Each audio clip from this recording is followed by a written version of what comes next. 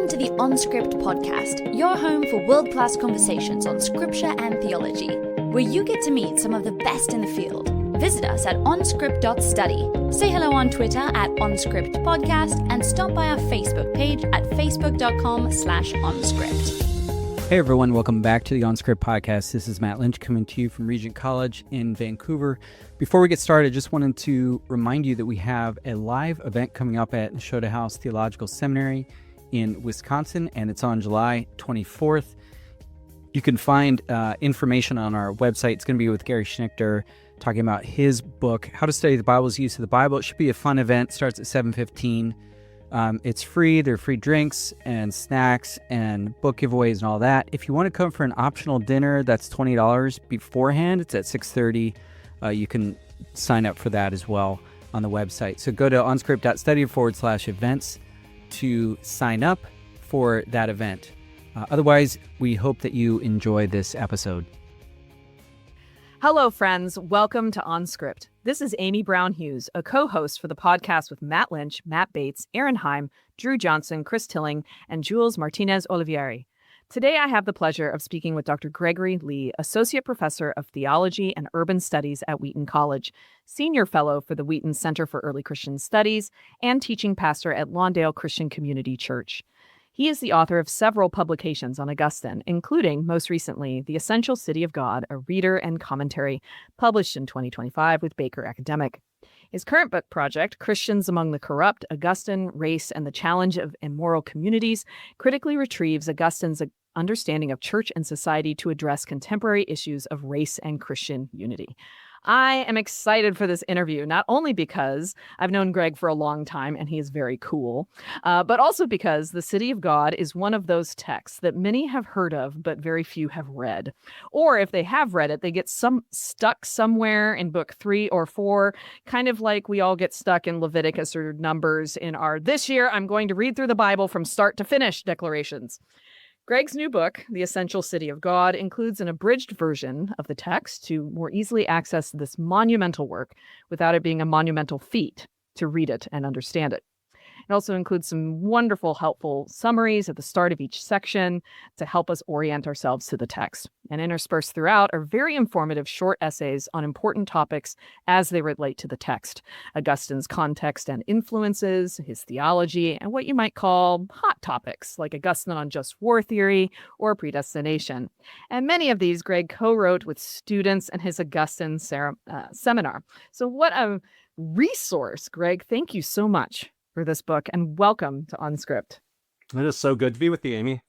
So could you start us off today by telling us a bit about your journey into theology? Is there a moment or two that stands out as being particularly formative? And specifically, how did you end up focusing on Augustine? Yeah, so I became a Christian in high school, my sophomore year, but it was my senior year of high school when a youth pastor came to my church that I really connected with, and he was the first person to introduce me to Christian books. And I hate to say it, but one of the first ones was C.S. Lewis's Mere Christianity. It's so generic, I know, but started reading him and other people, and it just sort of felt like this kind of literature that I could read forever and ever. I went to college thinking I would be majoring in economics and going to law school. I took a philosophy class my freshman year that where we spent the first 6 to 8 weeks on the existence of God and the problem of evil and so forth. And I just sort of fell in love with this kind of conceptual inquiry in things related to the faith. My sophomore year, started talking about going to seminary, and then sort of proceeded from there from seminary to my PhD. So how did Augustine come into the picture? Yeah, so I had gone to Trinity Evangelical Divinity School for my MDiv and then to Duke for my PhD.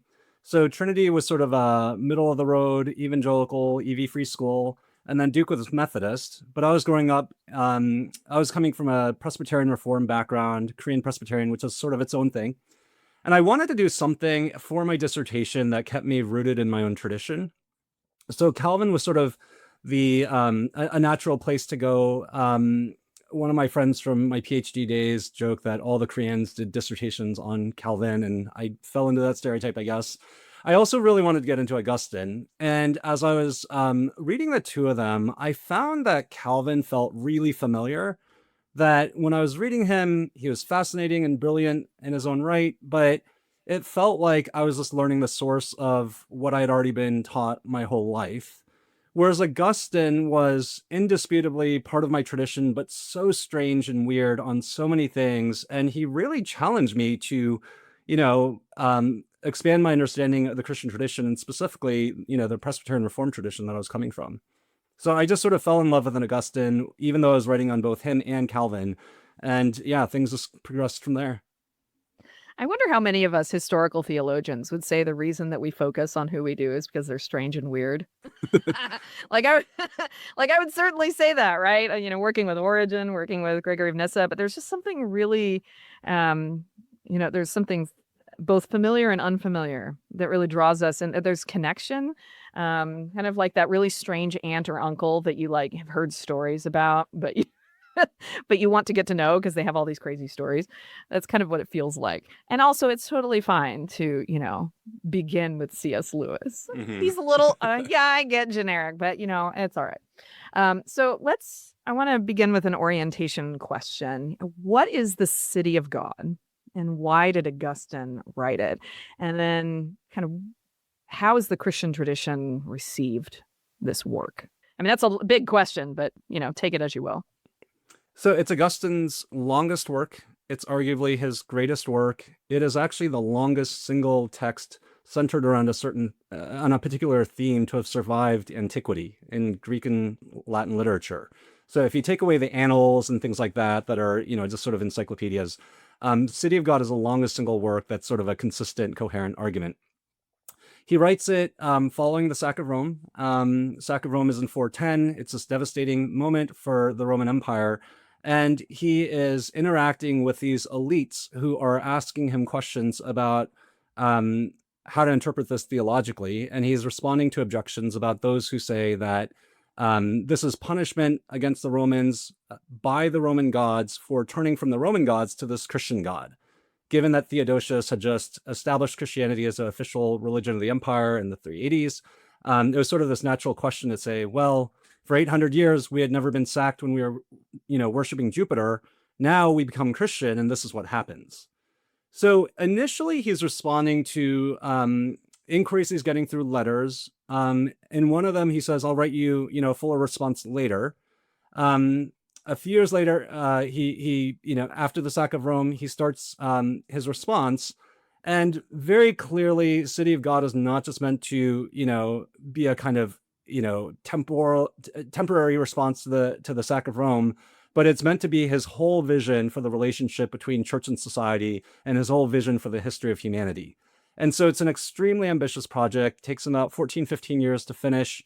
And it's the equivalent of his systematic theology, I think, in that he doesn't write the Summa Theologiae, he doesn't write, Calvin's Institutes, but almost his whole theology is in this book, but it's structured according to a narrative of the two cities, the heavenly city and the earthly city, from Adam and Eve all the way to heaven and hell. So it was just a book that captivated me in seeing that this is sort of where he put his whole thought together in a coherent package.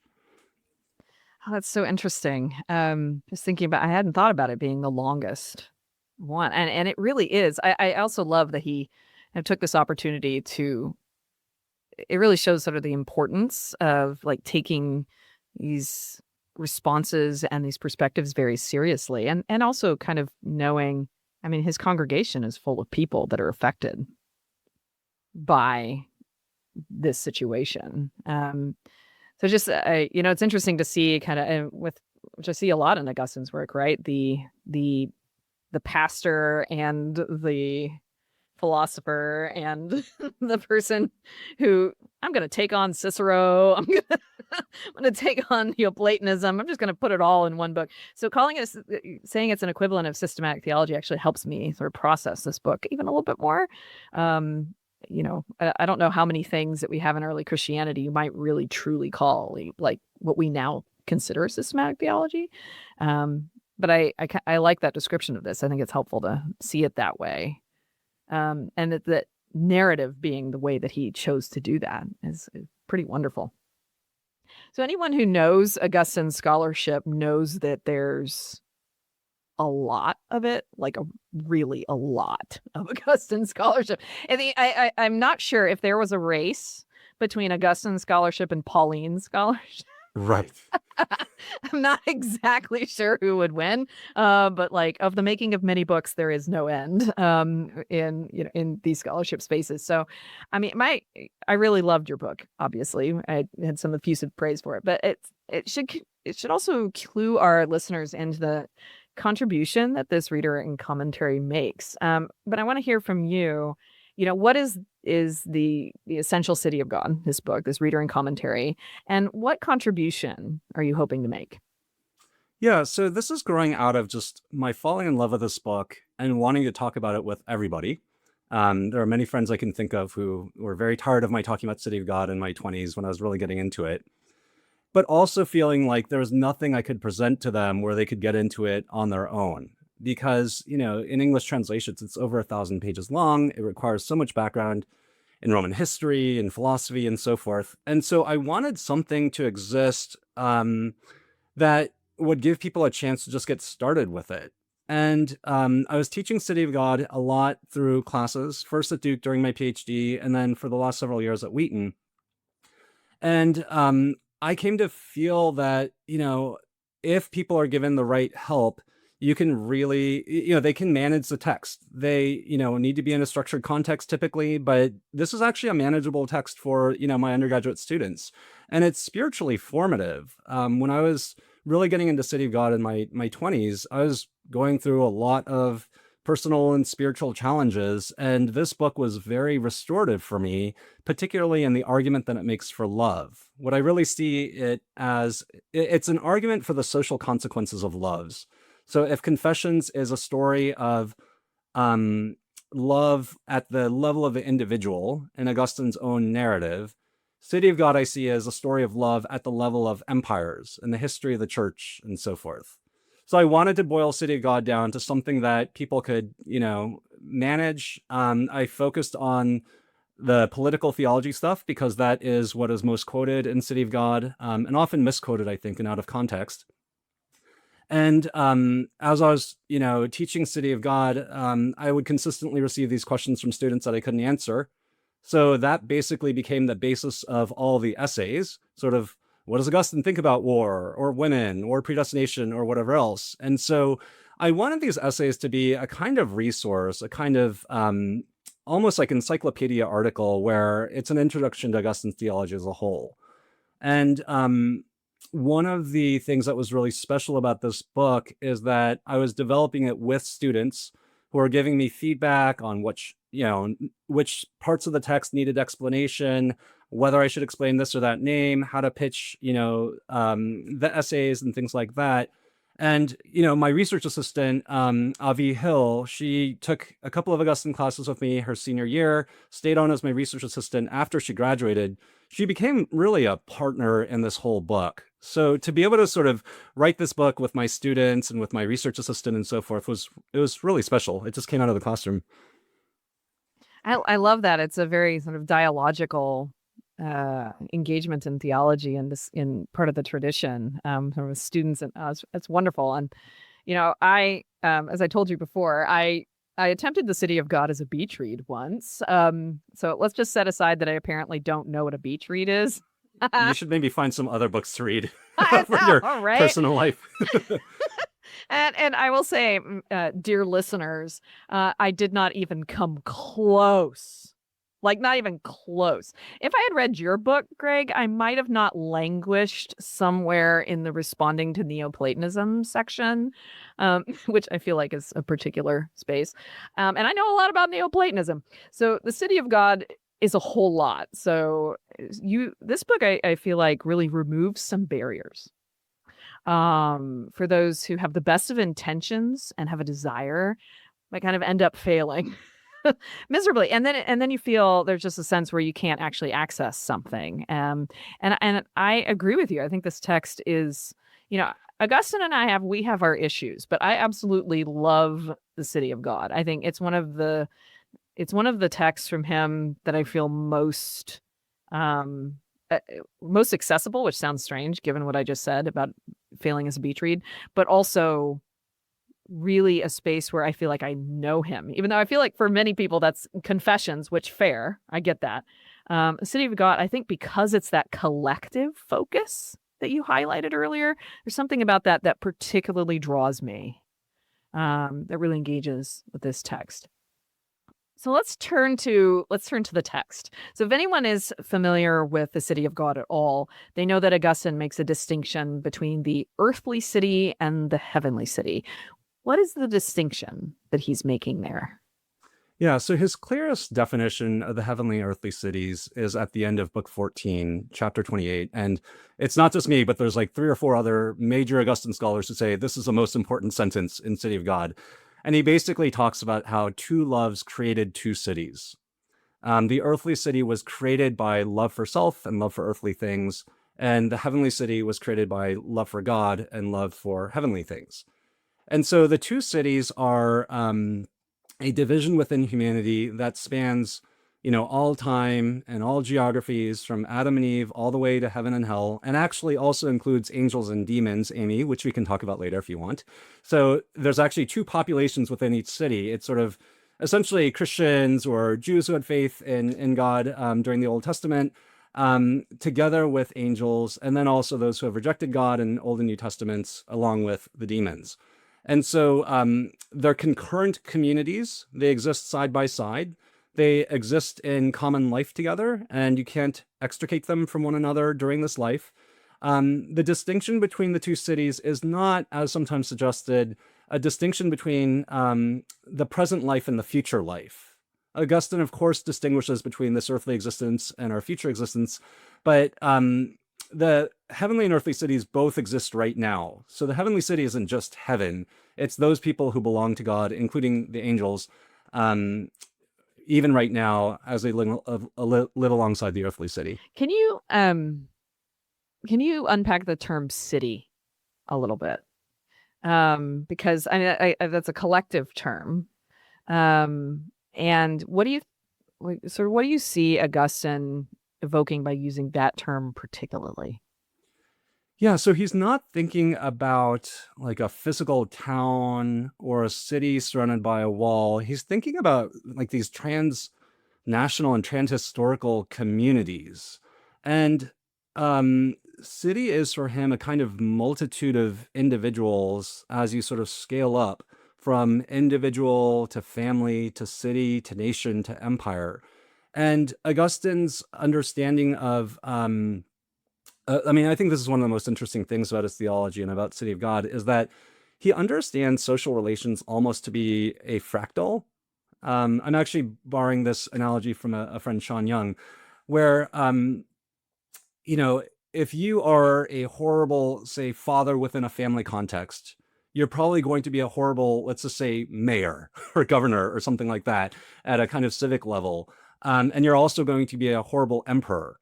And the same social and moral dynamics that govern a family also apply all the way up the scale, or actually even at the level of individual, apply all the way up the scale to the level of empires. The specific language of city, in City of God, he's getting from Scripture and the Psalms in particular. He's often contrasting Babylon versus Jerusalem, Babylon being the earthly city versus Jerusalem being the heavenly city. But yeah, it's an evocative term with scriptural resonances that's meant to signify something much wider than what we think of when we're thinking about specific contexts. Thank you. So with this, with this question, feel free to kind of range broadly across this work. The question really for me came thinking books 4 and 5, then also book 19. How does Augustine assess Rome? What can we learn from, and then what can we learn from him about Christian engagement with the state? Yeah, small question, right? So I have 10 seconds to answer. So this is a controversial issue within the interpretation of City of God. I'll tell you what I think, but there'll be listeners out there who disagree, and I can acknowledge that. So I think that Augustine views Rome as an instantiation of the earthly city. That's a controversial position. But I think he thinks that the earthly city basically gets instantiated through different political expressions. It's any given community of people that, any given community that rejects God for self is an instantiation of the earthly city. The natural political form of the earthly city is empire, precisely because the earthly city is dominated by its lust for domination. And so because it puts all its hope in earthly goods, it just wants more and more stuff. It's therefore violent and oppressive and keeps taking over more and more territory. This is connected, by the way, with idolatry, because you go to war to get more stuff and you create gods to get more stuff, right? For the god of the harvest or of corn or of, protection or childbirth or whatever. And so the natural political form of the earthly city is empire. And for Augustine, there's two main empires that matter: Assyria, which he conflates with Babylon, and Rome. And so I think he thinks Rome is like one of the great expressions of the earthly city. However, what is unique about it is that it is obsessed with glory, which essentially means looking good because of your military valor before other people so that poets can write about your legacy. And therefore, it wants to look moral. It wants to look virtuous. And you do have these instances in Rome's history of these really remarkable cases of loyalty and valor and concern for nation and so forth. And he says, I will take that over outright vice. Like, I will take somebody who is faking their virtue as opposed to somebody does not care at all what they think about them. And Rome in that case is a better place to be than a lot of other empires that you could have been in.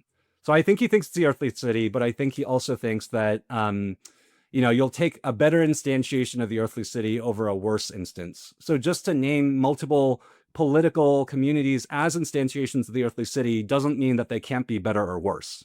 That's so interesting.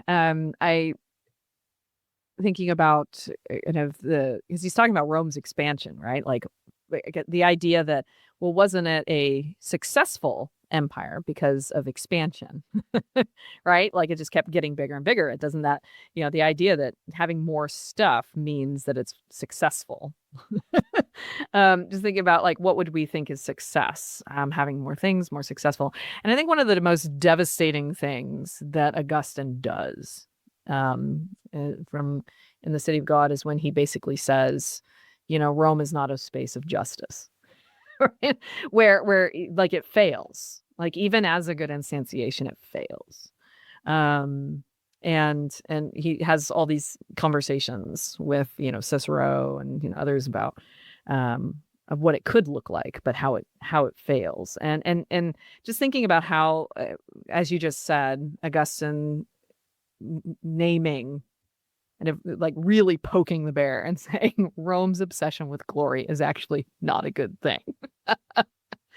And then saying it's a failure. Like I can just imagine that kind of what a response to that would be, especially given the sack of Rome, right? Like that's it. I feel like that would be a real space of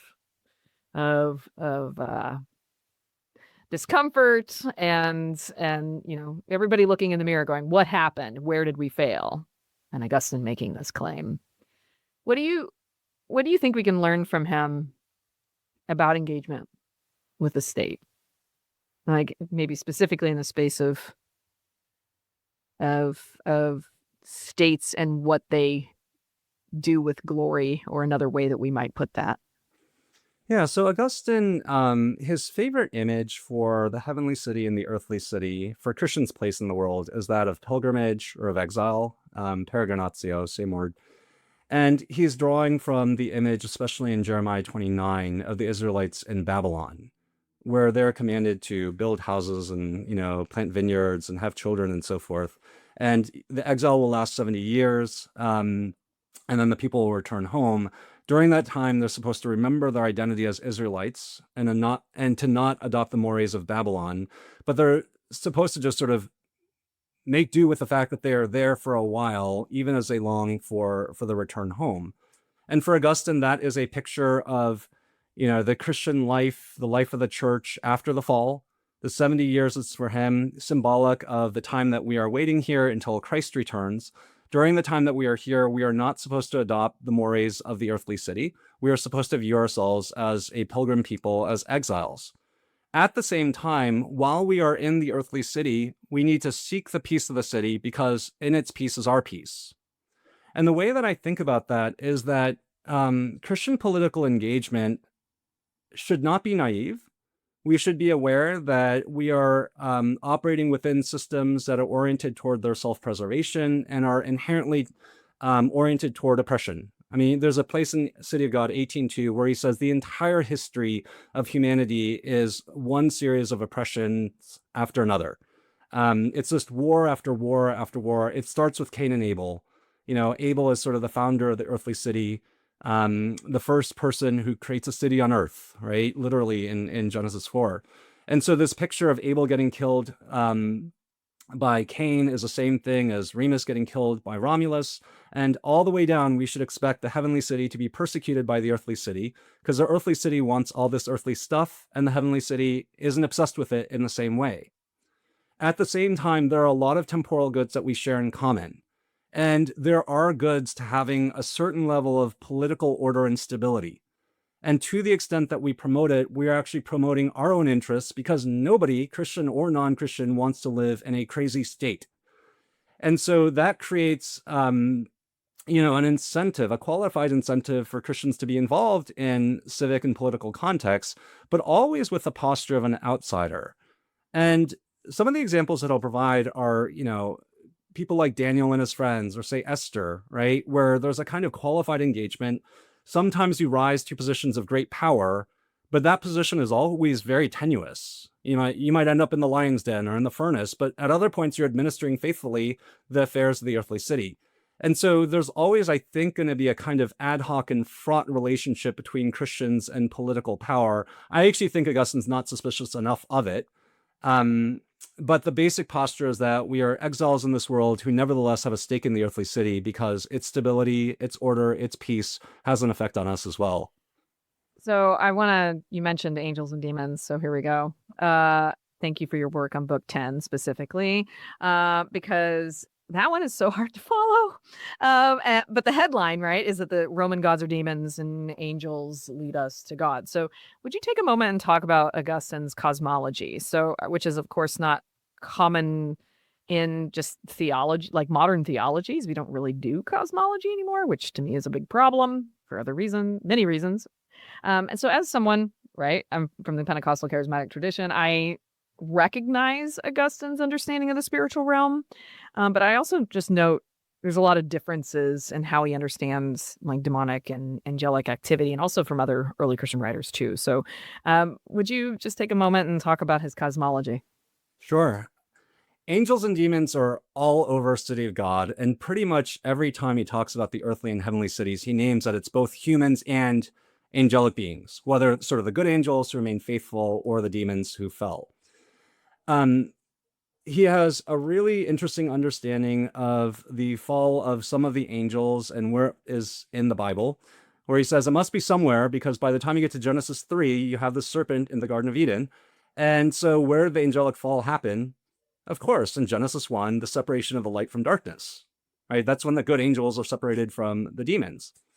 So, there's these angels who are created good, a cluster of them, including Satan, fall away through the exercise of their free will. And when Augustine narrates a story, the language that he uses, the terms and concepts he uses to narrate the fall of the angels is identical with what he uses to describe the fall of Adam and Eve.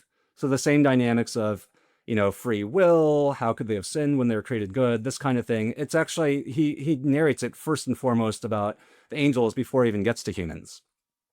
His treatment of the humans is almost redundant because he already does all that work with angels and demons. So some of the angels fall and become demons. Some of the angels remain faithful in their goodness. And then because of the fall of some of the angels, God essentially wants to repopulate the heavenly city, creates humans who will roughly equal or maybe outnumber the number of fallen angels, which is really interesting. There's a long section in Anselm about this as well. And, humanity is created, and then Adam and Eve fall, and so forth. So what is interesting about this is that if you are an angel who didn't fall, you are sort of confirmed in blessed immortality, and you will never fall again. If you are a demon who fell, then you are confirmed in your sin and you are damned and you don't have an opportunity for redemption. Over and against, say, Origen, at least as Augustine interprets him. So he does not think that Satan can be redeemed, and so forth. If you're a human, the story is that Adam and Eve fell, representing all of humanity, and all of humanity came from them.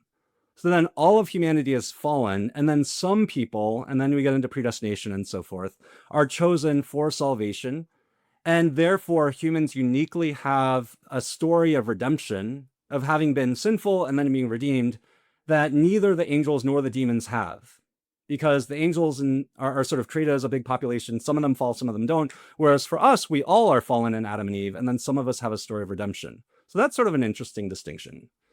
In Book 10, what Augustine's doing, I think, is making this argument that you cannot trust the Roman gods because they have a credibility problem. They are always trying to get you to worship themselves. It's like a used car salesperson where you're like, are there any problems with this car? Well, you can't trust them because they have something to gain from what they're telling you. Well, what do the demons want from you? What do the gods want from you? They want you to worship them. And he says, well, what do the angels want from you? And you can see the angels working all through the Old Testament and this and that miracle with Moses and everybody else. The angels have the same goal that you do, which is, the good of the angels is the same as ours, which is love the Lord your God with all your heart, soul, mind, and strength, and love your neighbor as yourself. And we are the angels' neighbors. And the main thing that the angels want us to do is love the Lord our God with all our heart, soul, mind, and strength. The main thing the demons try to get us to do is love them with all our heart, soul, mind, and strength. Well, it's not that hard to figure out who you should trust. That's essentially the argument of Book 10. And he repeats it over and over and over again.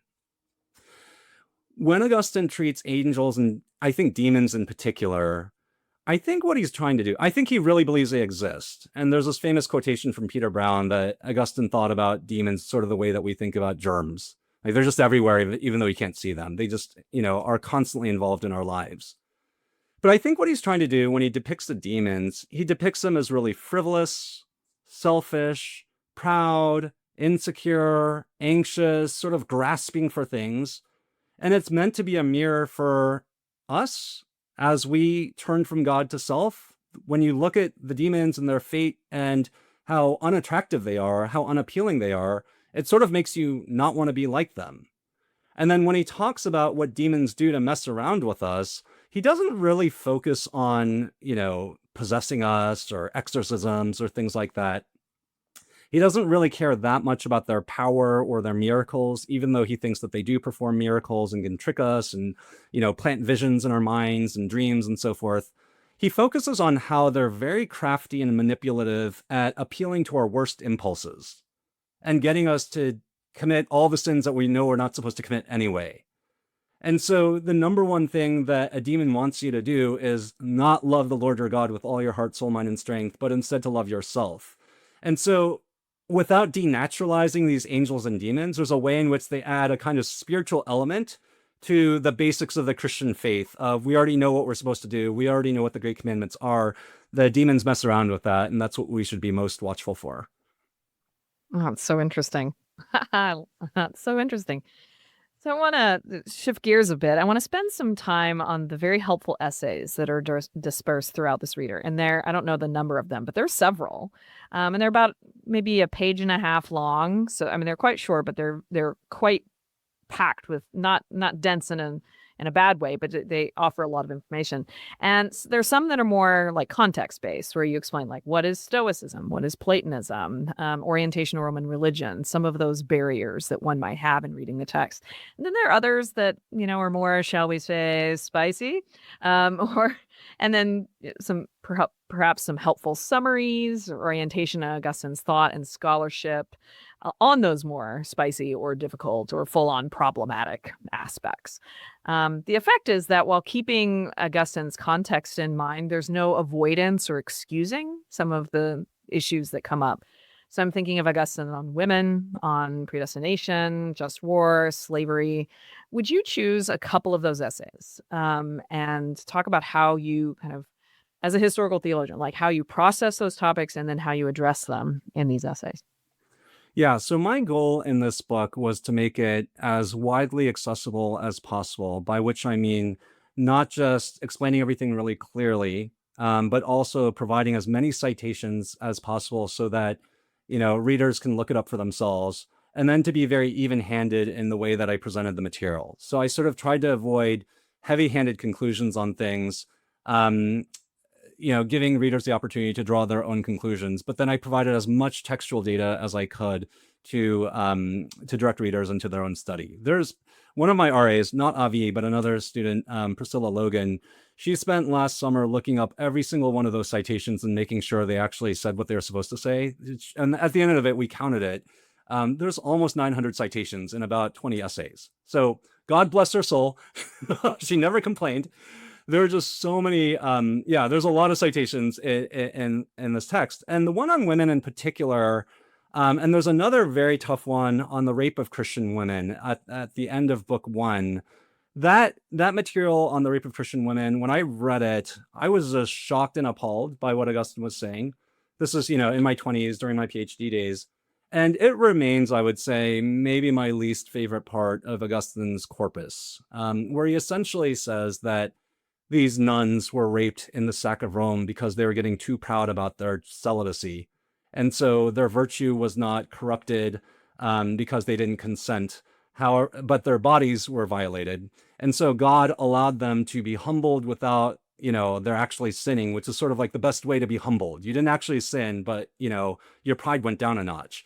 And it's pretty awful, I think. There's been arguments to say that, he is trying to console them. He's trying to say they shouldn't commit suicide. He's arguing against Ambrose and so forth. That's all there, but it is still really tough to read that material. And then his stuff on women is, I think, really all over the map in lots of ways. So you have, I think most of what he says is that women are moral and rational equals to men, but there are definitely passages where he says the opposite. When he's talking about why women were created, he says, well, it certainly wasn't for intellectual company because I'd rather be with the guys. So it must just be for procreation. That's the reason why we have sexual differentiation, not, there's no other good that women bring into the world that you can't get through a man, which, in his context, I understand the average marrying age for men and women in Roman society was something like 14 and 28. Right? Because of infant mortality rates and things like, so it is a very different context. At the same time, what do you do with passages like this? His mother from the grave is like, what? We had a whole dialogue about this. He does acknowledge her as very bright. But she's like the only one. Right. And he has a very amped up view of how he should avoid all contact with women. In terms of like visitation permissions to the monasteries by nuns and things like this. So I just tried to stick all that stuff in there. I found some really interesting quotations where he talks about God as both father and mother, talks about how Jesus was born of a man, but born of a woman to honor both sexes. At the same time, all the tough passages where Augustine talks about women, those are in there and they're quoted as much as I can. One of the things that I did find was that, one, he's not always consistent. And two, a lot of his most problematic passages are actually wrestling with Paul. So when, for instance, he's talking about why was the woman deceived, like how do I understand the fall with regard to the deception of Eve, but not of Adam? He's wrestling with that because that's straight out of, 1 Timothy 2. And the same thing with this passage in, his great work on the Trinity, where he says essentially that women are the image of God only alongside men, and men are sort of like the image of God alone. That's also out of, 1 Corinthians, where he's saying man is the image of God, is the glory of God, and woman is the glory of man. And yeah, he's wrestling with that language in Paul. When he is wrestling with why the woman was deceived, he doesn't quite want to say because women are inherently more deceivable or intellectually inferior, though there are strains of that in his work. But there's one passage that I found where he says, well, maybe she wasn't fully rationally formed yet. So if she had just like waited 6 months or something like this, however immature she was at the juncture that she partook, maybe it would have been a different story. But, she was deceived in a way that Adam wasn't. He's trying to wrestle with that in 1 Timothy 2. But he then has this moment where he says that's not necessarily a window into the essential, intellectual asymmetry between men and women. So it was all over the map. I tried to put as much of that stuff in there as possible. I was trained by Liz Clark, who gave me lots of strong feminist critique of Augustine, and I wanted to write those essays in a way that respected her legacy in my own life. Mm-hmm. Yeah, I think that comes through. I mean, it in dealing with such intense topics that really have a lot of consequences, especially that reverberate throughout history. Um, it's really not a service to just kind of react to it. But we actually have to have a context, like, what is he actually doing here? It doesn't excuse it. You're not avoiding it, but it grounds it. And perhaps it almost makes it worse half the time, right? Like when you realize, oh, this is where he got it from. If you could choose one misunderstanding of Augustine's theology that you hear a lot that you'd like to correct, what would it be? I think this is a wider issue of retrieval, but for me, very specifically on Augustine, I consider myself a retrieval theologian. I feel like you read primary sources and ancient figures, certainly especially early Christianity and Augustine, as a way to get wisdom for the present. But I think that there is a problem if retrieval becomes sort of, they said it, therefore we should believe it.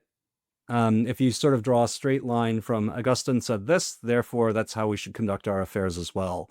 And a lot of what I've been working on for the last several years is sort of trying to, disentangle some of the most problematic parts in Augustine from the parts that are really appealing, which is very hard to do because they go so closely together. His thought is so intricately interwoven. It's so coherent in so many ways. So it's hard now to know how to reject one part without rejecting the whole thing.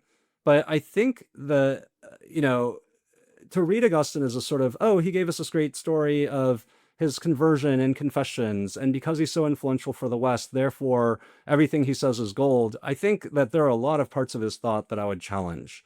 And the main areas that I'm interested in, that I work on directly, have to do with his understanding of coercion, severe benevolence, hierarchy and order, which is not, I think, for him, just about our relationship with God, but it transfers down to social relations and how humans interact with one another. And so, yeah, that's sort of a central theme that I'm exploring in my own work. What about one aspect of, I mean, I know you love the City of God, but one aspect of his theology that you think is rich and lovely and you want everyone to know about? I would say his theology of peace, even though it's also problematic, which is just almost another word for love. And as I said, when I was reading City of God, I was going through a lot of personal challenges, a lot of faith challenges, and was feeling really bitter toward a lot of people, even though I was probably mostly angry at myself. And City of God just sort of persuaded me page after page that, like, love is the most important force in the universe. It's, the hinge around which everything turns.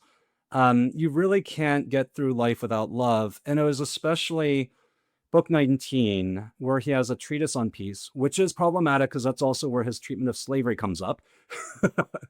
But where he talks about how you just can't avoid peace.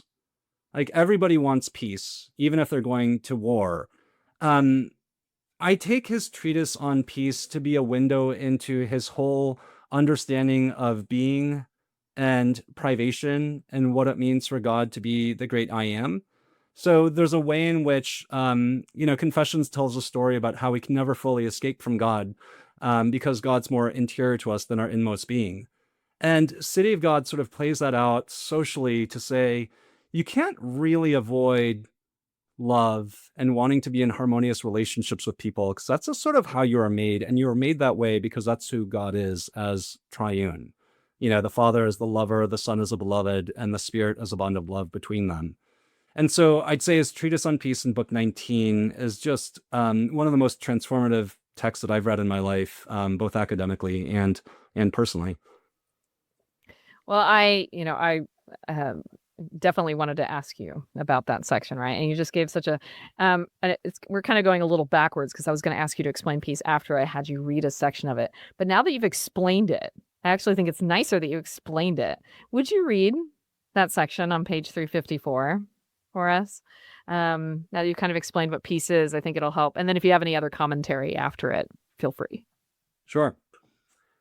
Anyone who, with me, makes even a cursory examination of human affairs and our human nature will realize how sweet peace is. For just as there is no one who does not wish to have joy, neither is there anyone who does not wish to have peace.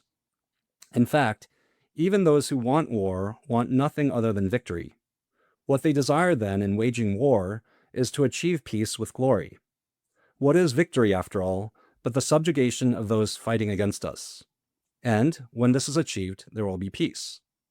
It is with the aim of peace, therefore, that wars are waged, even when they are waged by men who are eager to exercise the martial virtues in command and in battle. It is plain, then, that peace is a desired end of war. For everyone seeks peace, even in making war, but no one seeks war by making peace. Even those who want to disrupt the state of peace they currently have do not despise peace. Rather, they want that peace to be changed for the one that they like better. What they want, therefore, is not no peace, but rather the peace that they wish to have. And even if they separate themselves from others by sedition, they cannot achieve their aim unless they maintain some sort of peace with their co-conspirators and confederates. Even robbers, in order to assault the peace of others, both more ferociously and more safely, want to have peace with their own comrades. Which, of course, is a description of Godfather, which is still my favorite movie, sorry. So there's this place in Confessions 10 where Augustine will talk about, I think, a series of things that look like they are opposites of each other. They appear to be sort of mirror opposites and symmetrically related to each other, but they're really not. Like happiness. Everybody wants to be happy, no matter how you define it, even if there's different definitions of happy. And no one, wants unhappiness for its own sake. We can differ out in the definition of happiness, but everybody wants to be happy by definition. Truth and deceit. We might lie to one another, but nobody wants to be deceived. There's an asymmetry to the relationship between truth and deceit, as with happiness and unhappiness. And there's a primacy, an ontological and moral primacy to happiness and truth in relation to unhappiness and deceit. He also says something like this about memory and forgetting, where he says that even if you forget something, you remember that you forgot it. Like there's a sort of nagging sense that, I forgot something at home. What was it? And then you remember that it was your keys or your phone or something like this. And he says, if you truly forgot something, then you wouldn't even remember that you forgot it. It would just be like a nothingness. And I see this as very correlated to his broader understanding of, evil as privation and God as ultimate being and goodness and so forth, that there's a way in which there's a primacy to God's goodness and to being over and against nothingness and evil, which are privations, right? And so the very structure of the universe is oriented toward God's being and goodness, toward truth, toward, remembering, toward happiness, and also toward peace. And the opposites are not really opposites. They're just sort of perversions or privations, distorted like variations and fakes on the original good. And so there's a way in which being violent and going to war is inherently self-defeating because the very thing that you're pursuing is the opposite of the way that you're pursuing it, which is a window into the whole Christian life. And again, to me, that is an argument for love, that hate is an attractive option in many ways, especially when you're interacting with people who are, really repulsive and challenging to be with. But there's a way in which if you respond with hate, you're violating the very order of the universe, which begins with love. And it's a violation of who God is. Oh, that's good. So now we're going to do a little bit of a speed round where I'm going to ask you questions and very quick answers. You ready? This is the part that I was most dreading. It's so funny. Everybody I talk to is like, okay. I think I've only had I can't think of who the guests are off the top of my head who are like, yes, let's do the speed round. I stand by nothing that I say. All right. So if you could compete as any professional athlete for a day, who would it be? Oh, if I could myself be that professional. I'm sorry, this is so generic, but Michael Jordan. I do live in Chicago. I was going to say, if you didn't say Michael Jordan, I'd be a little bit suspicious. What movie or TV show do you think is super duper theological, and why? Godfather and Mean Girls. That's the best combo. I've watched both like 20 times. I've only seen Godfather once, and I've seen Mean Girls many, many times, and I totally agree with you. What is your dream of a way to spend a summer? I just want to finish my book right now. Amen. Hallelujah. Praise the Lord. Tea or coffee? Coffee.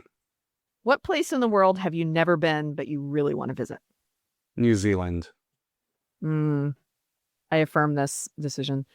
If you were a fly on a wall for a conversation between Augustine and another theologian, and that other theologian could be anyone, his contemporary or someone else, who would that theologian be? Somebody you really want to have him in conversation with. I thought the question was going in a different direction, so I'm going to say Barack Obama. A theologian? Who do I want to talk to? I'm not really sure. Maybe his mom. Hear her perspective on him. Oh, that would be amazing. Oh, yes, that'd be amazing. What are we not talking about in theology spaces that we really need to be talking about in theology spaces? This is a self-serving answer, but I would say places and communities. When we talk about formation, we're often talking about the practices, but I'd like to expand that out to where we live and with whom. Are you a morning or a night person? Morning. Earlier and earlier. Also, amen, hallelujah. Which Disney princess are you? I'm just going to go with Ariel. I don't know why. It's just sort of the first. That's not on the basis of any actual personality match. It's just the first thing that came to mind because I think that was the first Disney movie I watched in a theater, and I actually enjoyed it, but didn't want to admit it because I was a 6th grade boy. I actually really liked it. Awesome. What is the most recent work of fiction that you've read that you couldn't put down? What? Brothers Karamazov is coming. There's probably a more recent one than that, but yeah, that's what's coming to mind. Wow, that's a good one. What's the most significant book in theology in the last 50 years? For me, it's Willie Jennings' Christian Imagination, because I think that book brings out that theologians don't have the luxury of ignoring the complicity of the church in the colonialist project. And, that second chapter where it talks about somebody who is so deeply steeped in Thomas Aquinas and, scholastic distinctions and so forth, yet somehow, turns a blind eye to obvious instances of material oppression. That is just sort of a window into, I think, what theology can be at its worst. That book did a number on me. Oh, gosh, yes. So now to the last couple of questions before I let you go. You are also a pastor in Chicago. Mm-hmm. How has Augustine been your companion in that space? Yeah, he's been both a source of enlightenment and frustration. So I live in the west side of Chicago in a lower income African-American community. That's about an hour away from Wheaton. And so I have a long commute each way, and I'm going between radically different contexts in terms of race and class and life experience. And actually quite a lot of my job is getting Wheaton students into the city to engage social issues and to think about issues of racial justice. So as I make, an almost daily commute, I just can't help but think about issues of racial and residential segregation and where they come from. And I found that Augustine is super helpful in thinking about those issues, in particular City of God, because I think he has an incipient account of social sin as a kind of emergent reality where, sort of individuals together take on a collective personality, and then they do these horrible things where the effects are much greater than the impact of any one individual. It's sort of like toilet paper during COVID, right? When there was this mass run on toilet paper, and the more you go to a grocery store or Costco or CVS or whatever and discover there's no toilet paper, the likelier you are to get way more than you need at the next place. That's very close to what Augustine says about how Roman religion works.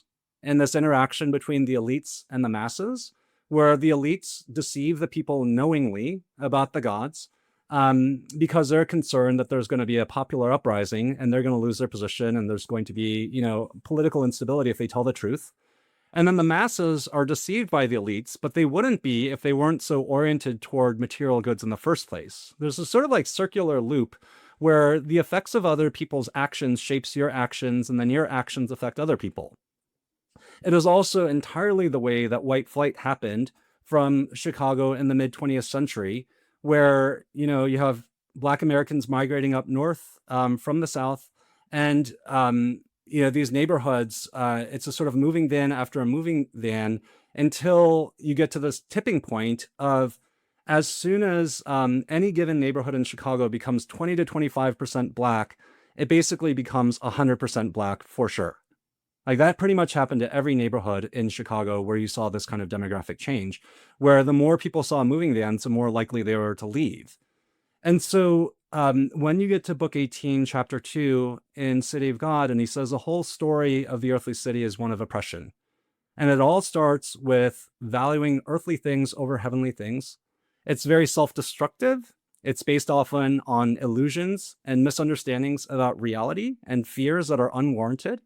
Every day I take my commute, I sort of think about that passage and say, it's when privileged people choose to live in isolated communities of luxury that you have isolated concentrations of poverty that just where it's really, really hard to break out of cycles of a lot of social hardship.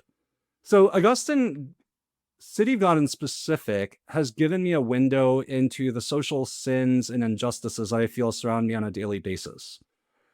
He's helpful in that regard. At the same time, his defense of coercion, his theology of benevolent severity, and so forth, has a long legacy within the Western Christian tradition of Christians imposing themselves upon non-Christian or minority or marginalized populations, and actually play a certain kind of role in the modern colonialist enterprise. They were explicitly citing passages from his defense of coercion against the Donatists to legitimate the conquest of the so-called New World.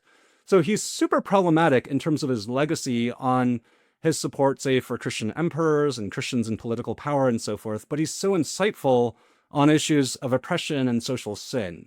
So that is why I want to call myself a critical retrieval theologian, to say there's stuff there, but you sort of have to filter some stuff out and see where he went wrong before you can sort of draw out the fruits again.